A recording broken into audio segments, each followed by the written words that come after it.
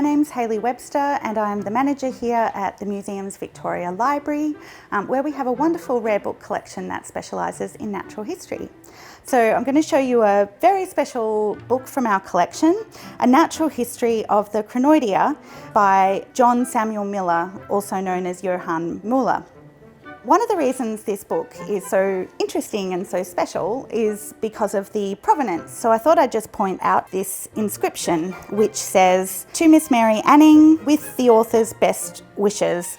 And that's really significant because she was a paleontologist in the 19th century who made lots of really amazing geological finds, including uncovering the first ichthyosaur specimen known to Western science. And underneath that it says Elizabeth Philpott, another paleontologist or collector in the area of Lyme Regis, now known as England's Jurassic Coast.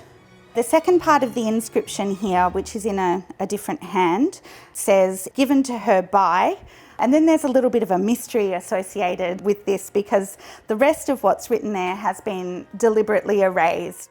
So we're down in the photography studio just to see if we can get a better look at this inscription. We're going to take a UV light and see if we can reveal what has been hidden. So what we have here is a line of text that I think reads Mr. and Mrs. Joseph Anning, and then a date underneath 1847. Now 1847 was the year that Mary Anning died, and Joseph Anning was her brother. So I believe that this book has been given to Elizabeth Philpott upon Mary Anning's death as a memento of their friendship. And I must say that it's extremely exciting, having been wondering what was under there all this time, to be able to put that together. Museums Victoria acquired the book in the 1980s, in 1985, and when we purchased this, although it was known to have been owned by Mary Anning, we actually were purchasing it for scientific research.